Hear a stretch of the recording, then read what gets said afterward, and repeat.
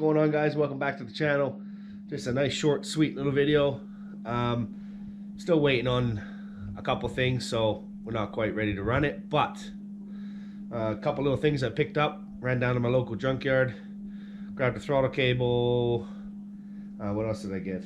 Throttle cable and little nicks and knacks that I needed. And yeah, so I built my own throttle cable, cut it down. I'll show you guys that right now.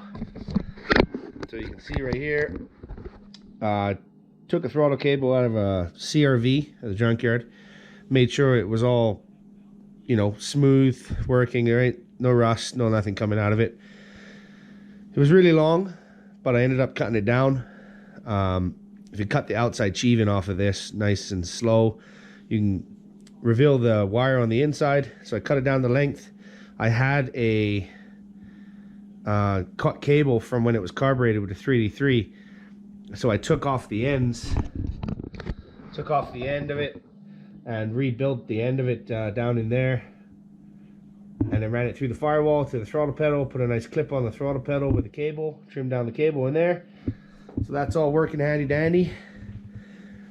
And then yeah, this throttle bracket, I just had some flat steel laying around, cut a piece, cut another piece, bent it, and yeah, I just built my own little bracket there off top of the Holley high-rise. Put some rubber isolators between this and the steel.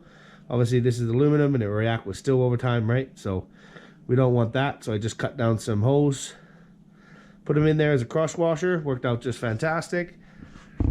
Other things I got going on, got a dipstick, picked it up at a performance shop here in Calgary. Comes uncalibrated, so I filled it up with 6 quarts of oil, marked the dipstick, so that should all be ready to go. I got my transmission dipstick that I'm working on right now. It comes up here beside this oil dipstick. Problem being is that my spark plug here, it runs right up beside it, so changing that spark plug she'll be a fucking doozy. I'm trying to see if I can move it over a little bit, but the Turbo 400 tube is quite rigid, and once you bend it a shit tons of times, it's going to start crimpling and crashing and crumpling, and it's just not going to look very good, and the stick's not going to go in and out very good. But I'm working on that. That's almost done. I got a rubber grommet for the TH400 down there for the tube to slide into. Turbo feed and everything's working. Got oil pressure. I primed the oil system with a drill pump on the side of the front of the block here. Primed the engine, ready to go for oil.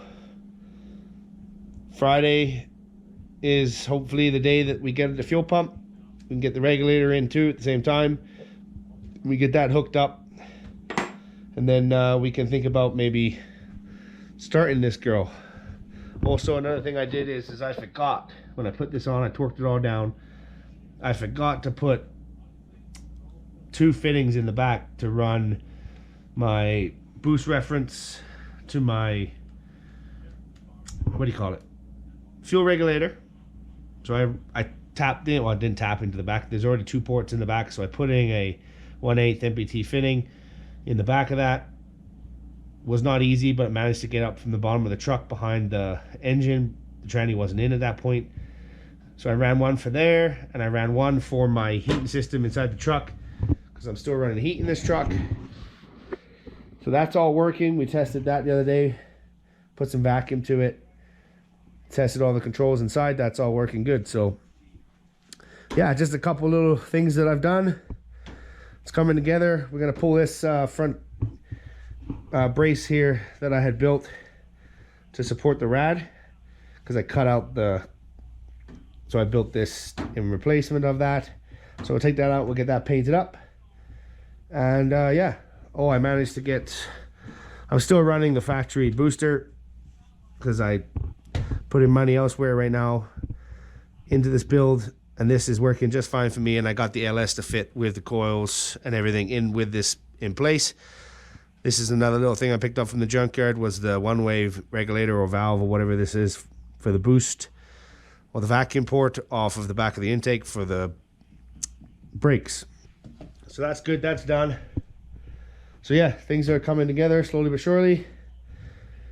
And yeah, hopefully we can get back with you when the thing's running. The next video will probably be me installing the fuel pump, and I'll show you guys how I wired that up and how we did that. So on a side note, I have a second car. I have a 2018 CTSV sitting right there. She's been covered up since last summer. I tore her apart, pulled the tranny out of it. I lost all my gears on the streets of Mexico, but I got a torque converter ordered up from Circle D, so I'm looking forward to getting that. I ordered that about a week ago, so hopefully that should be here, you know, within a few weeks. Got a rebuild kit from TCI Transmissions out of Langley, British Columbia. Tranny sitting over here. We're going to be taking this tranny over to my friend's house. Good friend of mine built lots of trannies. Oh, look at that. Got a fucking spark plug boot covered in oil. But anyways, we were taking that over to him. We're going to rebuild the transmission ourselves. Like I said, he's done lots of transmissions, so I got faith in him. We'll put our heads together and we will build that up. And then, like I say, she's been covered up. The exhaust is out of it. Everything's taken out of it that you need to get the tranny out of it. On these V's, if you're taking the tranny out, you got to take the top pad off. So you got to reach your hand down in the backside here to get to the tranny bolts, but no big deal. That's why all these bolts are laying here. This is all for the transmission. And I got some other stuff. I don't know what it's for, but I'll remember when we put it back together. So yeah, that's where we're at with that. You know, my kid got a hold of the valve cover and she painted it up. But yeah, we're looking forward to getting this car back on the street. It's been a long time. This car is a lot of fun. 4-door sedan.